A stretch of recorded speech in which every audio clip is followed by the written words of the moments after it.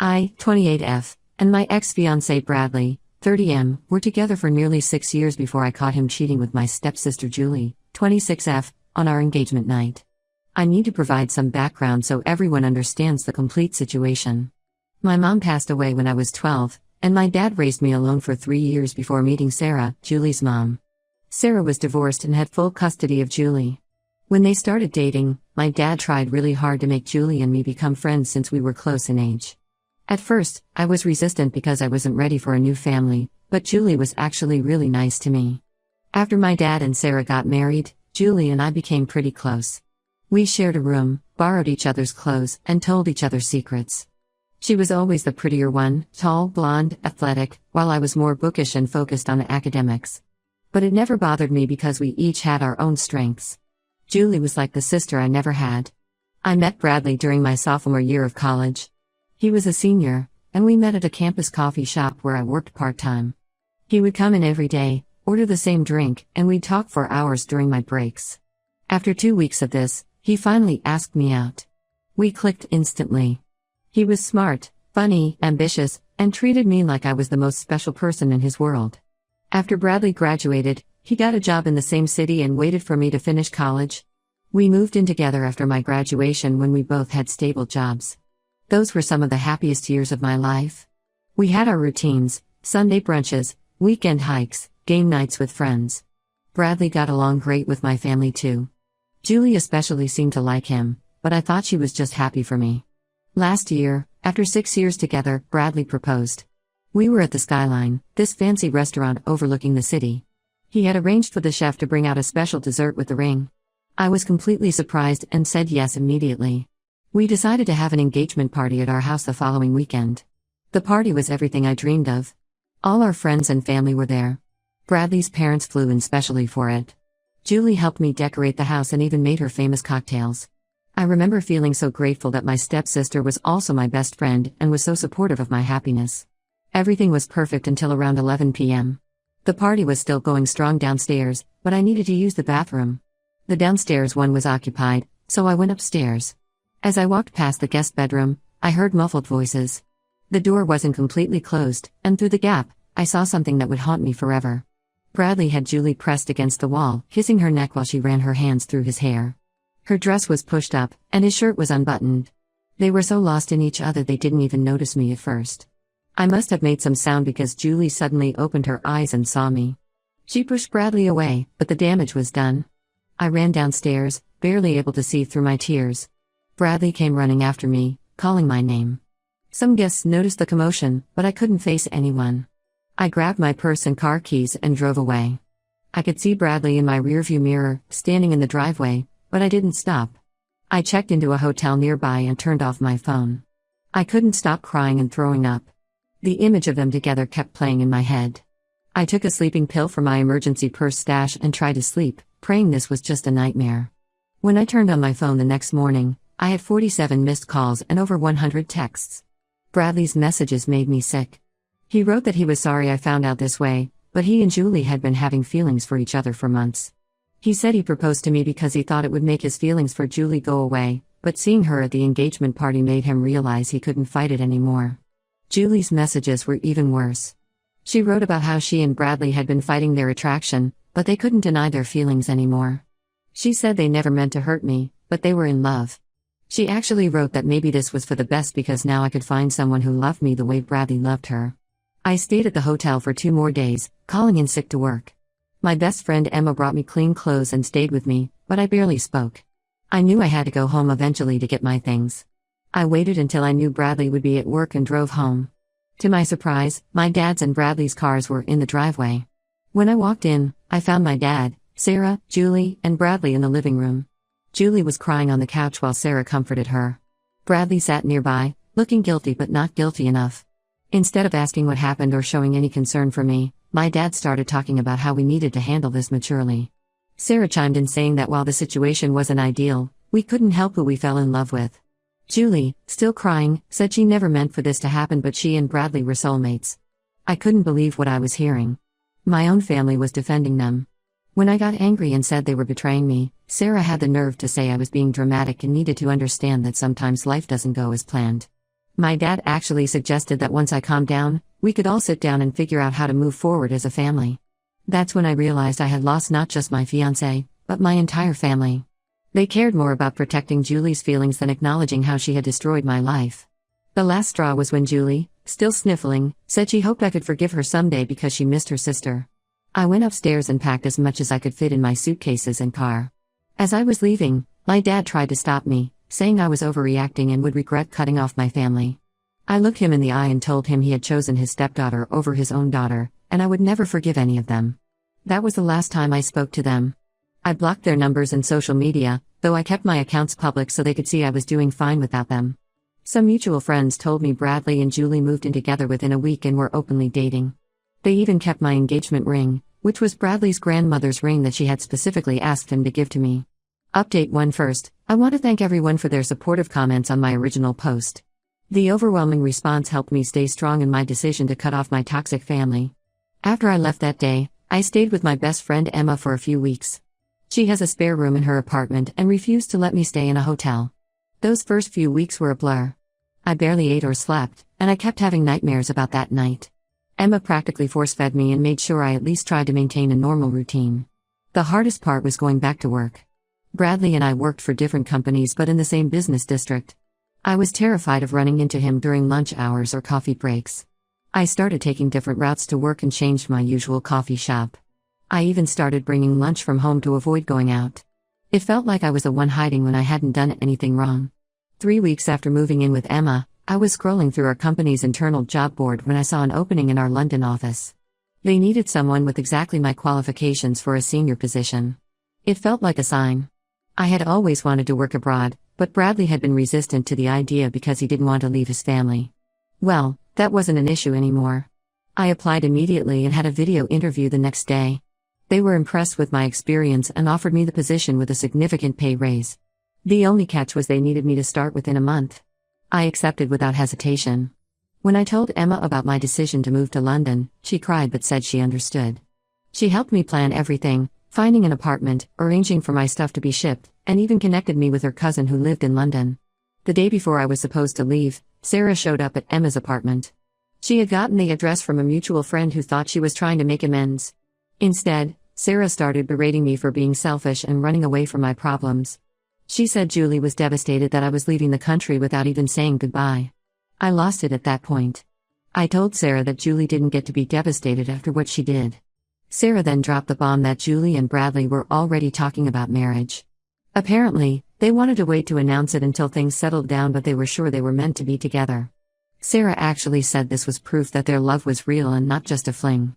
Emma, bless her heart, stepped in and asked Sarah to leave before I completely broke down. After she left, I cried for hours. Not because I missed Bradley, but because I finally accepted that my family would never acknowledge how much they had hurt me. The next day, I boarded my flight to London without telling anyone else. I started my new life with just 2 suitcases and a broken heart, but also with determination to succeed. The first few months in London were challenging but liberating. I threw myself into work, often staying at the office until late. My colleagues were welcoming, and I made some good friends. I even joined a gym and started taking boxing classes to channel my anger productively. My dad tried reaching out multiple times through email since I had blocked his number. His messages started with anger about how I was being childish by running away.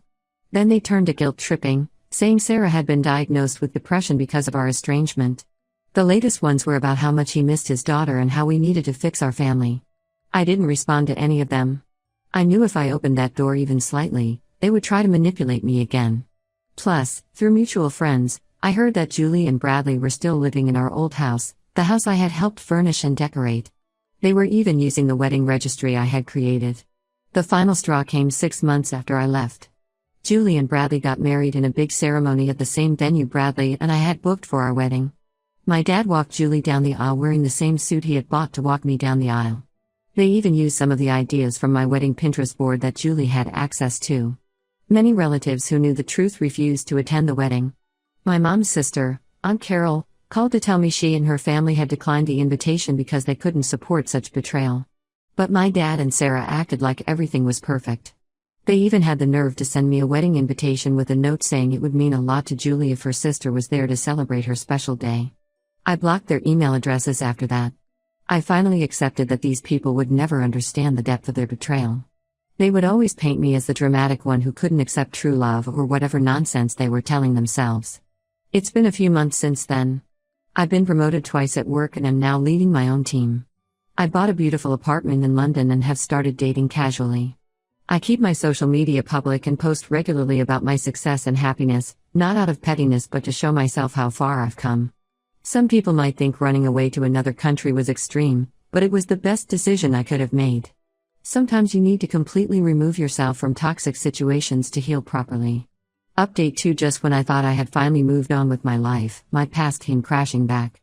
Yesterday morning, while I was having my coffee before work, I received an email from Julie from an address I hadn't blocked. The subject line read, "Please help, urgent family emergency."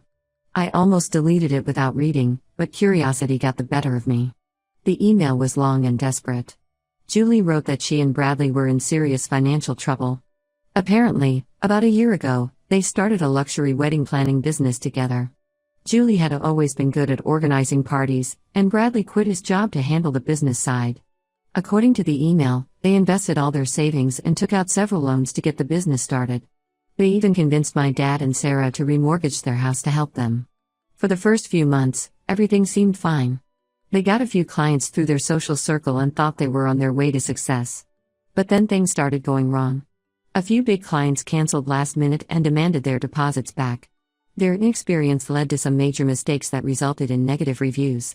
Soon, word spread in their social circle about their unprofessional service.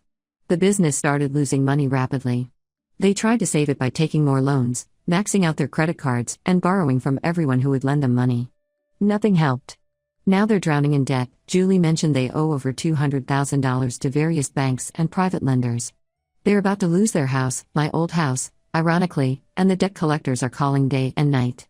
Julie wrote that she knew she had no right to ask me for help after everything that happened, but they desperately needed $50,000 to at least keep the debt collectors at bay while they tried to sell the business. She actually had the audacity to write that this could be my chance to prove I had grown as a person and moved past our unfortunate history. She said helping them now would show that family bonds were stronger than past mistakes. I read the email 3 times, feeling a mix of disbelief and bitter amusement. After I didn't respond for a few hours, Bradley started calling me from different numbers. When I finally answered one, thinking it might be a work call, his voice brought back all the anger I thought I had moved past. Bradley sounded desperate but still managed to be condescending.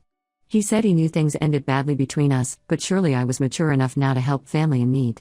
He actually said I owed them this help because Julie was still my sister, regardless of what happened. Then he tried to sweeten the deal by promising they would pay me back double the amount once their business recovered. I laughed and told him that the only thing I owed them was the middle finger. I reminded him how he and Julie had betrayed me, how my family had defended their affair, and how they had used my wedding plans for their own ceremony. Then I hung up and blocked all the new numbers they were using. But they didn't stop there. Julie started emailing me from new addresses every few hours. Each email got more desperate than the last. In one, she claimed debt collectors had threatened them. In another, she said they were surviving on 1 meal a day. The latest one said they might have to declare bankruptcy if I didn't help. Sarah also tried reaching out through LinkedIn, saying she knew I was doing well financially. Apparently they've been stalking my social media, and begging me to at least talk to Julie. She wrote that Julie was having anxiety attacks about their situation and hadn't slept properly in weeks. I haven't responded to any of them. Part of me feels a twisted satisfaction knowing they're struggling while I'm thriving. The other part is angry that they have the nerve to ask me for help after everything they did. They made their choices 3 years ago when they betrayed me. They chose to start a business they knew nothing about. They chose to take loans they couldn't repay. Now they have to face the consequences of their choices. Some mutual friends have reached out saying I should help because $50,000 isn't much money for me now. I do make a very good salary, and it would be the mature thing to do. But I didn't get where I am by bailing out people who stabbed me in the back. I've blocked all their new contact attempts and I'm documenting everything in case I need legal help to keep them away. They made their bed when they chose to betray me. Now they can lie in it. Update 3. Things have escalated dramatically since my last update. Yesterday morning, my apartment security called to inform me that someone claiming to be my sister was causing a scene in the lobby. I knew immediately it was Julie, though I had no idea how she got my address. When I went down, Julie looked nothing like the polished, perfect sister I remembered. Her designer clothes were replaced with worn-out jeans and a faded sweater. Her perfectly maintained blonde hair was tied in a messy bun, and she looked like she hadn't slept in days. As soon as she saw me, she burst into tears. She fell to her knees in the lobby, creating such a scene that other residents stopped to stare. She begged me to help them, saying they had lost everything. Apparently, the bank had finally foreclosed on their house, and all their possessions had been seized to pay their debts. Julie said they were sleeping on my dad and Sarah's couch because they had nowhere else to go. Their cars had been repossessed, and Bradley's parents had refused to help them anymore. She claimed that debt collectors were threatening legal action, and Bradley was talking about declaring bankruptcy. When I remained unmoved, Julie's tears turned to anger. She started screaming about how petty and vindictive I was being. She actually said I should be over the Bradley thing by now since it had been 3 years. She said I was being cruel by watching my sister suffer when I had the means to help. I called security and had her escorted out. As they were taking her away, she shouted that I would regret being so heartless to family. The whole scene was embarrassing, but it only reinforced my decision not to help them. Later that night, my dad called from a new number. He was crying, something I had never heard before. He said Julie and Bradley were sleeping in his den because all the rooms in his house were filled with the furniture they managed to save from their house. He said they could barely afford to eat, and Bradley was working at a local bar to make ends meet. Then he tried to guilt-trip me by saying this wasn't how he raised me. He said my mom would be disappointed to see me being so cruel to family. That was the last straw. I reminded him how he had chosen Julie over me when she betrayed me. I told him he lost the right to talk about my mom or how I was raised when he defended the people who hurt me most. Before hanging up, he said something that actually made me laugh. He claimed that by helping Julie and Bradley, I could get closure, and we could all be a family again. As if I would want to be part of a family that thought betrayal was acceptable as long as it was done out of love. I've already contacted a lawyer about getting a restraining order against Julie. I'm also looking into moving to a more secure apartment building with better security. Some colleagues suggested I transfer to our Singapore office for a while until things calm down, and I'm seriously considering it. Sarah has been posting vague, guilt-tripping messages on Facebook about how money changes people and makes them forget their family. Several relatives have reached out saying I should help because family is family. But these are the same people who attended Julie and Bradley's wedding without a second thought about how it would hurt me. I've worked hard to build my life and success. I refuse to let these people guilt me into bailing them out of their bad decisions. They chose each other over me 3 years ago. Now they can face the consequences of their choices together.